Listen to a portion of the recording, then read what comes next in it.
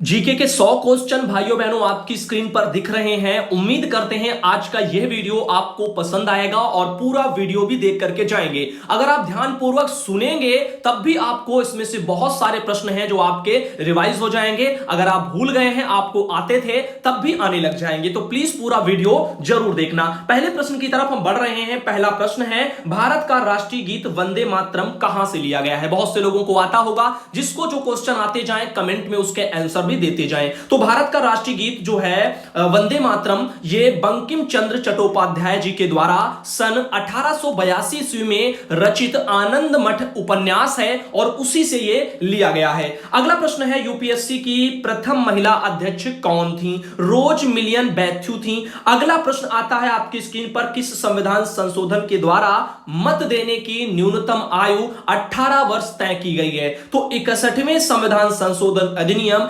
1989 के द्वारा। अगला प्रश्न आता है, टिटिकाका झील कहां पर स्थित है? तो पेरू और बोलीविया में यह स्थित है।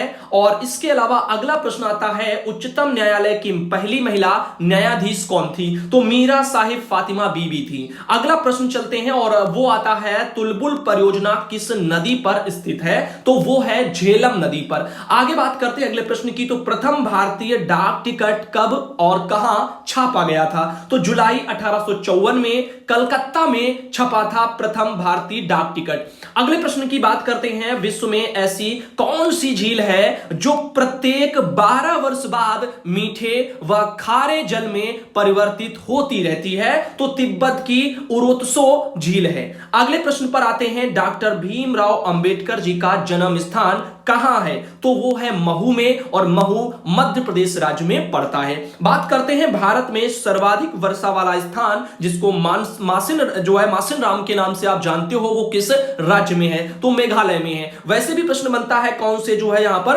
राज्य में सर्वाधिक वर्षा होती है, तो लोग जो है यहां पर मेघालय लगा देते हैं। तो और चेरापूंजी भी हुआ करता था। आगे चलते हैं और आपको बताना चाहेंगे। अगला जो प्रश्न आपकी स्क्रीन पर आता है वो कुछ इस तरह से है, संविधान सभा ने राष्ट्रीय ध्वज के डिजाइन को कब स्वीकृति प्रदान की थी? तो हमारे जो राष्ट्रीय ध्वज की, तिरंगे की जो डिजाइन है वो 22 जुलाई 1947 को उसकी स्वीकृति मिली थी। बात करते हैं, प्रसिद्ध कोहिनूर हीरा कहां से प्राप्त हुआ था? तो गोलकुंडा की खान से प्राप्त हुआ था। अगले प्रश्न पर आते हैं, किस क्षेत्र को विश्व की छत यानी रूफ ऑफ द वर्ल्ड कहा जाता है? तो पामीर के पठार को कहा जाता है। आगे बात करते हैं, पोलो खेलते समय किस भारतीय बादशाह की मृत्यु हुई थी? तो कुतुबुद्दीन ऐबक थे और इन्हीं की पोलो खेलते वक्त हुई थी। पोलो घोड़े से जो है खेला जाता है, घुड़सवारी टाइप का। आगे बात करते हैं, और सीमांत गांधी के नाम से किसे जाना जाता है? तो खान अब्दुल गफ्फार खान है, इन्हीं को सीमांत गांधी के नाम से जाना जाता है। अगले प्रश्न की बात करें, United Nation children's education fund जिसको यूनिसेफ बोलते हैं, उसका मुख्यालय कहां पर स्थित है? तो वो है न्यूयॉर्क में। बात करते हैं अगले प्रश्न की, रामकृष्ण मिशन की स्थापना किसने की थी? स्वामी विवेकानंद जी ने की थी। बात करते हैं अगले प्रश्न की, किस देश को उगते हुए सूरज की भूमि कहा जाता है? तो जापान है देश जिसको उगते हुए सूरज का देश कहा जाता है। आगे बात करते हैं, यानी भूमि कहा जाता है। यह भारत छोड़ो आंदोलन की शुरुआत कब हुई थी? तो 8 अगस्त 1942 को भारत छोड़ो आंदोलन की शुरुआत हुई थी। अगले प्रश्न पर आते हैं, भारत में सफेद क्रांति के जो जनक हैं वो कौन है? डॉक्टर वर्गीज कुरियन है।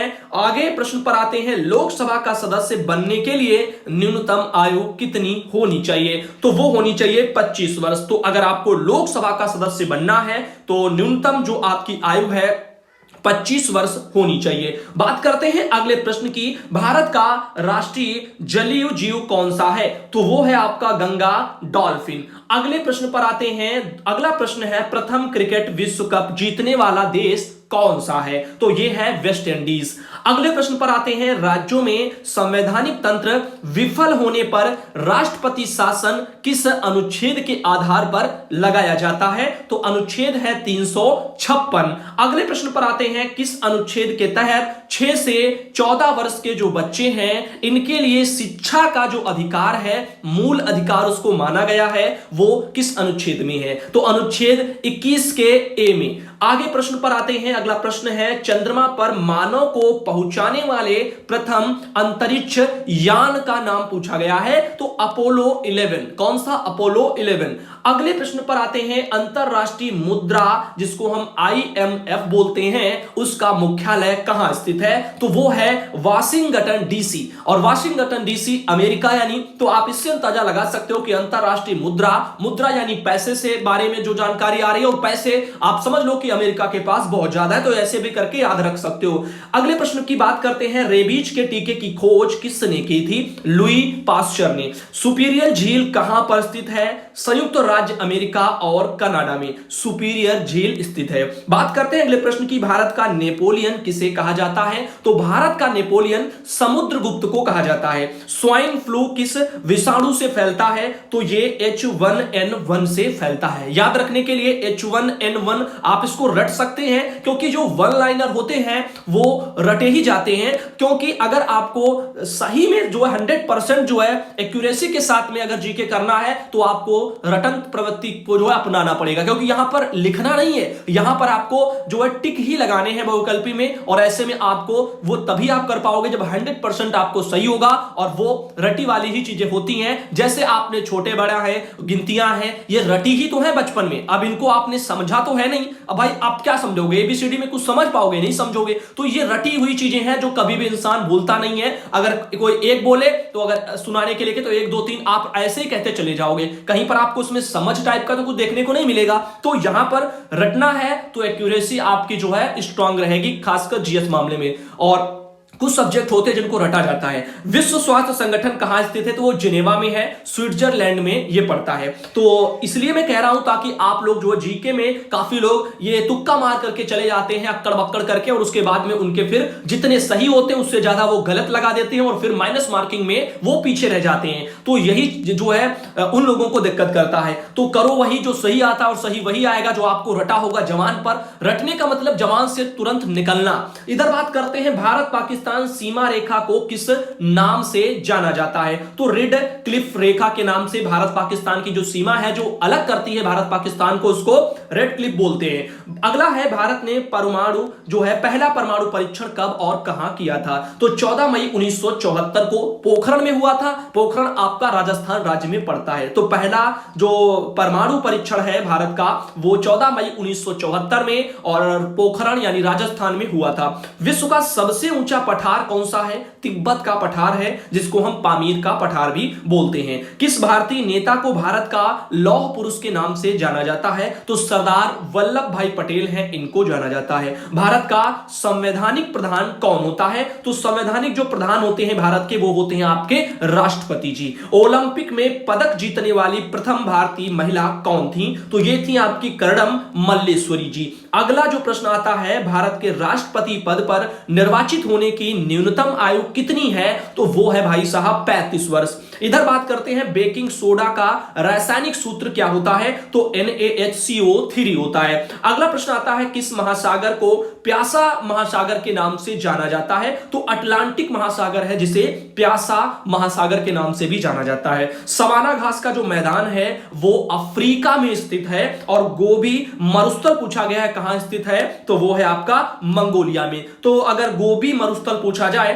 तो मंगोलिया में स्थित। ये आपका वो गोभी नहीं है सब्जी वाली, यहां पर ध्यान रखना, ये गोबी नाम से एक मरुस्थल है जो मंगोलिया में स्थित है। रेगिस्तान का जहाज किस जानवर को कहा जाता है? तो ये कहा जाता है भाई ऊंट को। ये तो आप सबको पता ही होगा। सत्यार्थ प्रकाश किसकी रचना है पूछा गया है? स्वामी दयानंद सरस्वती जी की। और अगला प्रश्न आता है, उत्तरी ध्रुव पर पहुंचने वाला विश्व का प्रथम व्यक्ति कौन था? तो रॉबर्ट पियरी थे, संयुक्त राज्य अमेरिका से ये आते हैं। किस मौलिक अधिकार को 44वें संविधान संशोधन द्वारा हटा दिया गया था? तो संपत्ति का एक जो अधिकार था उसको 44वें संविधान संशोधन के तहत हटा दिया गया था। बात करते हैं कागज के आविष्कार करने वाले देश के नाम की, तो वो है चीन। आपका पड़ोसी देश चीन, उसने कागज का आविष्कार किया था। बहुत सारे आविष्कार हैं जो चीन से हुए हैं। बात करते हैं, संस्कृत व्याकरण का जनक किसे कहा जाता है? तो महर्षि पाणिनि जी को कहा जाता है। जो और बात करते हैं अगर भारतीय संविधान सभा की जो है प्रारूप समिति के अध्यक्ष कौन थे, तो वो थे आपके भीमराव अंबेडकर जी। विश्व का सबसे गहरा गर्त पूछा गया है तो आपका मेरियाना गर्त है, प्रशांत महासागर में है ये। तो मेरियाना गर्त जो है विश्व का सबसे गहरा गर्त है। बात करते हैं अगले प्रश्न की, भारतीय थल सेना के प्रथम भारतीय सेना अध्यक्ष कौन थे, तो जनरल के.एम. करियप्पा थे। वो कटप्पा वाला आप याद रख सकते हो कि जो है भारतीय थल सेना के प्रथम भारतीय सेना अध्यक्ष कटप्पा से आप याद रखोगे तो आपको जनरल के.एम. करियप्पा मिल जाएंगे। बात करते हैं इतिहास का जनक किसे कहा जाता है, तो हेरोडोटस को कहा जाता है इतिहास का जनक। तमाम तरह से आप लोगों को चीजें पढ़ने को मिलेगी। कैलकुलेटर का आविष्कार अगर बात किया जाए तो वो किसने किया था, व्यक्ति का नाम पूछा गया है तो पास्कल थे, उन्होंने किया था। बात करते हैं भाइयों बहनों अगले प्रश्न की, तो राष्ट्रपति पद के चुनाव के लिए निर्वाचक मंडल में कौन कौन शामिल होता है,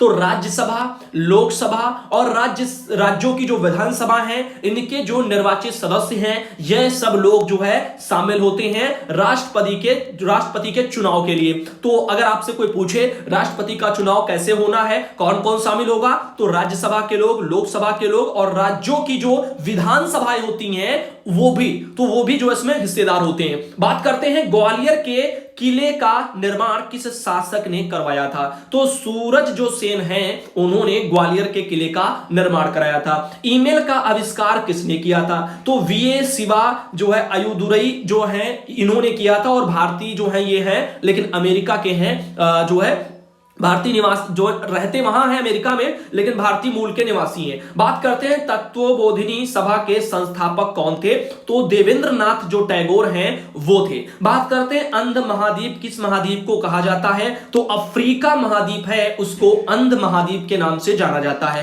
कंप्यूटर को हिंदी में क्या कहते हैं, तो यहां पर संगणक कहते हैं कंप्यूटर को हिंदी में। अगर आपसे कोई पूछे संगणक को आपने चलाया है तो आप कहेंगे जी हां हमने चलाया है। क्यों, क्योंकि वो कंप्यूटर को पूछ रहा है, कंप्यूटर को ही हिंदी में संगणक कहते हैं। विश्व की सबसे लंबी पर्वतमाला कौन सी है, तो एंडीज पर्वतमाला है। ये प्रश्न ऐसे हैं जो ज्यादातर लोगों को पता होंगे, मैंने इसीलिए पहले वीडियो में इन्हीं को रखा है क्योंकि आप सबको अगर ये चीजें आती थी और आप भूल गए हैं, आपका रिवीजन नहीं हुआ तो आपका रिवीजन हो जाए, रिवाइज हो जाए। सबसे बेटर तरीका पढ़ने का यही होता है, जो आपको आता था अगर वो भूल गए हो तो पहले उसको कवर करो क्योंकि वो जल्दी कवर हो जाएगा और पढ़ने में मन भी लगेगा। क्योंकि अगर आपको ऐसी चीज दे दी जाए जो आप पढ़ना उसके बारे में एबीसीडी भी नहीं आपको आती है तो आपको उसको याद करने में बहुत ही टाइम लगेगा, और जब काफी चीजें आने लगती हैं तो फिर बाकी चीजों को उनसे रिलेट करके पढ़ने में आसानी हो जाती है। बात करते हैं कौन सी जल संधि उत्तर अमेरिका महाद्वीप को एशिया महाद्वीप से अलग करती है, तो बेरिंग जल संधि है वही जो है अमेरिका महाद्वीप को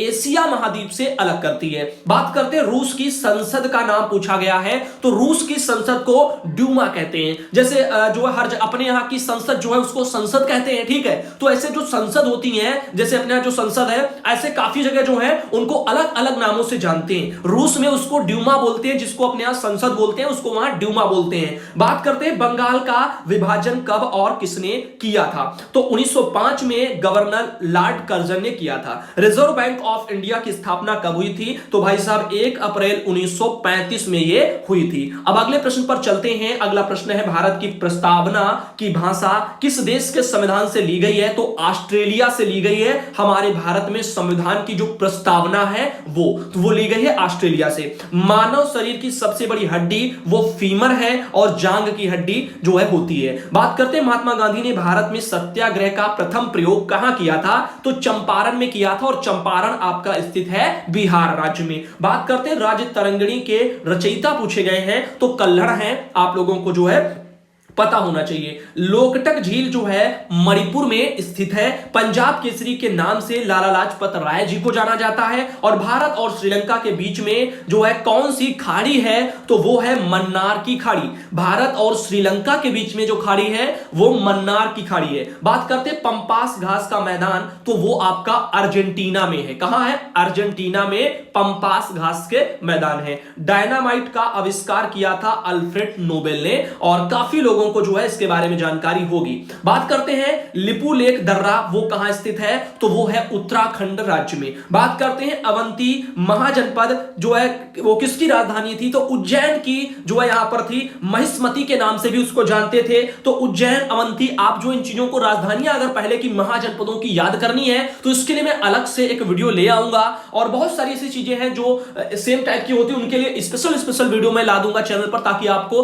पढ़ने में और उन चीजों को याद रखने में आसानी हो जाए। उज्जैन की, अवंती थी, ऐसे और भी थे, उनकी अलग अलग राजधानियां थी, तो वो भी आपको महाजनपदों की राजधानियां भी याद करवा देंगे स्पेशल वीडियो से।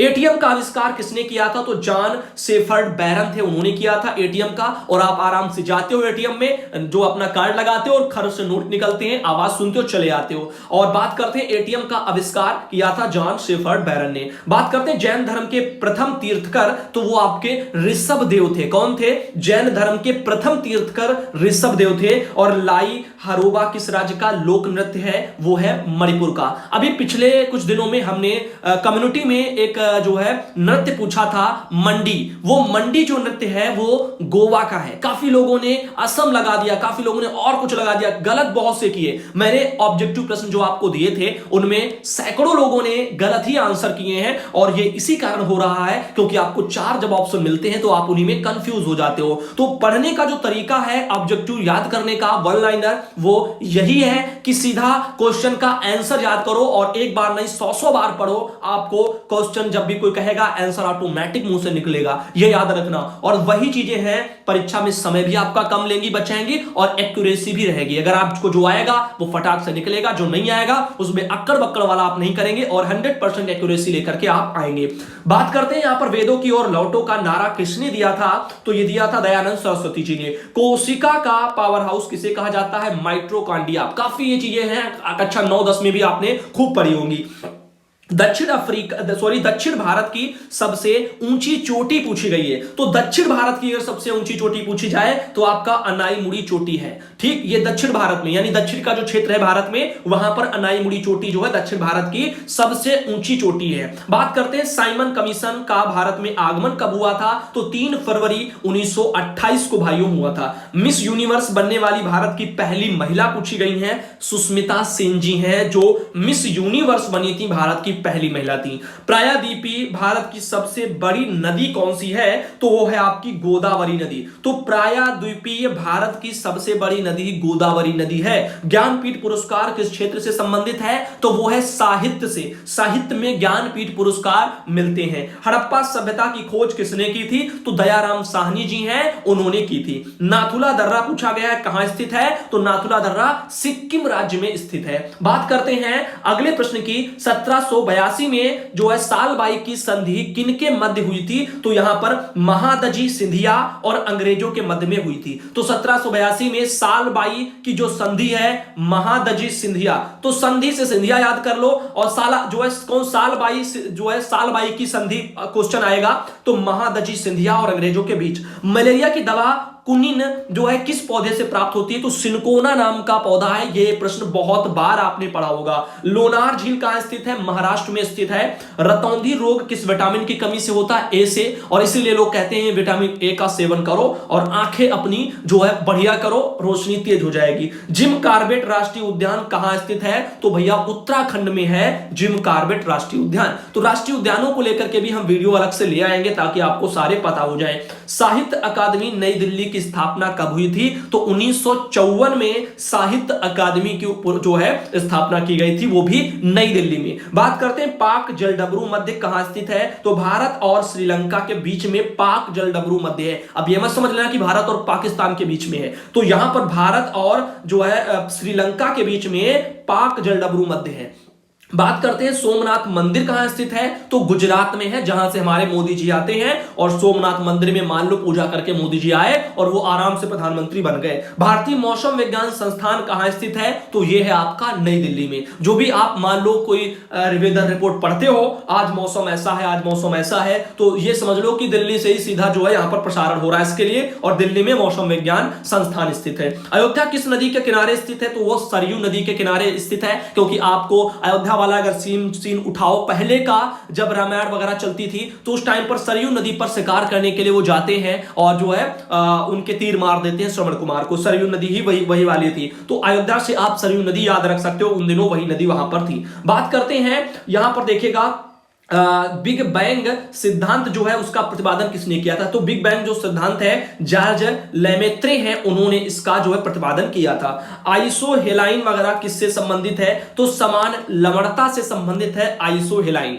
तो देखो आज के इस वीडियो के लिए आप सबको धन्यवाद, अगर आपने वीडियो पूरा देखा है। जिन्होंने भी पूरा वीडियो देखा है प्लीज कमेंट जरूर करिएगा कि आपने पूरा वीडियो देखा है, और हां अगर आपको पसंद आया है तब भी बताइए। और हम इसलिए आपको ऑप्शन नहीं दिए हैं क्योंकि ऑप्शन सबसे खतरे की घंटी होते हैं और उनसे लोग परेशान होते हैं। इससे अच्छा है जब आपको पढ़ना है, याद करना है, तो सीधा आंसर याद करो जो एकदम करेक्ट है, क्योंकि वही आपके फोकस में होना चाहिए। तो जब भी कोई आपका क्वेश्चन बनेगा तो उसका आंसर ऑटोमेटिक आपकी जबान से निकलेगा, ये यहां पर ध्यान रखना। और देख करके अगर एक बार में आपको मान लो हर किसी इंसान को याद नहीं होता है तो प्लीज हमारे इस वीडियो को आप 2-3 बार देखें और रट जाएगा आपको ये वीडियो। और 100 क्वेश्चन अपने आप में बहुत होते हैं, इसमें से नहीं ज्यादा तो मुझे लगता है 1-2-3 तो आपको मिल ही जाएंगे। देखो मैं सबकी तरह नहीं कहता, बाकी लोग फेक वीडियो निकालते हैं, कहते हैं ये 100 क्वेश्चन आपने याद कर लिए तो 50 इसमें से आपको फंस जाएंगे, कोई कहेगा 80 फंस जाएंगे। ये चीजें गलत है, क्योंकि जीके का अपना एक जो है सिलेबस बहुत बड़ा है, बहुत कुछ याद करना है और जो इंपॉर्टेंट है वो सब बताएंगे। अभी ज्वालामुखी है, कौन से देश में कौन पाए जाते हैं, ये सब इंपॉर्टेंट चीजें हैं, इन पर भी हम डिस्कस करेंगे और बहुत सारी चीजें आपको स्पेशल वीडियो उन चीजों